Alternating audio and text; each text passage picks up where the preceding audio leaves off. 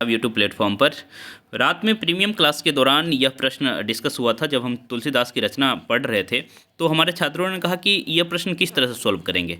Okay, तो हमने कहा था कि ईयर याद रखने की ज़रूरत नहीं है, और मैं अभी भी कहूँगा कि ईयर सिर्फ और सिर्फ आप रामचरितमानस का याद रखिए। उसके बाद जो क्रम दिया हुआ है मोटा मोटी एक आइडिया रखिए, ठीक है। तो जब हम तुलसीदास की रचनाओं को देख रहे तो सबसे ऊपर में वैराग्य संदीपनी देखा था और सबसे नीचे में कवितावली देखा था। उसके नीचे में रामज्ञा प्रश्न देखा था और वैराग्य संदीपनी के जस्ट ऊपर में हमने क्या देखा था, बड़वे रामायण देखा था।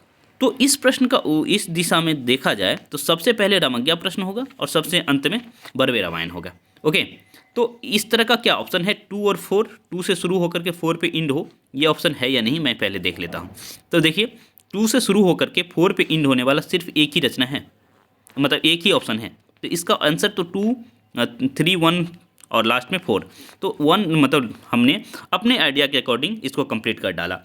लेकिन देखिए क्या और भी पॉसिबल है, तो हम यदि डिटेल में जाए, ये डिटेलिंग आपके लिए किया गया है, यदि डिटेल में जाए तो आपको पता होगा कि रामज्ञा प्रश्न 28 में कंप्लीट कर रहे हैं वो, और उसके बाद जो है बड़वे रामायण 80 में कंप्लीट कर रहे हैं, ठीक है। तो 28 में कंप्लीट कर रहे हैं और 80 में कवितावली का भी कंप्लीशन ईयर 80 ही है। ओके, तो बड़वे रामायण 80 में कंप्लीट कर रहे हैं। तो वैसे ही रामज्ञा प्रश्न और बड़वे रामायण देख ली, शुरुआत और लास्ट हमें थोड़ा थोड़ा आइडिया था। उसके बाद देखिए कि विनय पत्रिका 79 में कंप्लीट हो रहा है और रामलला नहसू 29 में, ठीक है। तो रामज्ञा प्रश्न 28, रामलला नहसू 29, विनय पत्रिका 79, बड़वे रामायण 80, ठीक है। तो 2, 3, 1, 4 इस तरह से कंप्लीट कर सकते हैं और कितना आसान है, ठीक है। तो प्रीमियम के छात्र जो भी हैं हम आपको परेशान नहीं होने देंगे किसी भी सूरत में, ठीक है, क्योंकि मैं चाहता हूं कि आप कम परेशान होकर के अधिक याद रखें, जो ज़रूरी चीज़ है उस पर ज़्यादा ध्यान दें, ठीक है। तो ईयर हमारे दृष्टि से टीआरई के लिए बहुत ज़्यादा इंपॉर्टेंट नहीं है, जो ईयर हमारे लिए इंपॉर्टेंट है उसको अपने दिमाग में हम लोग रख लेते हैं।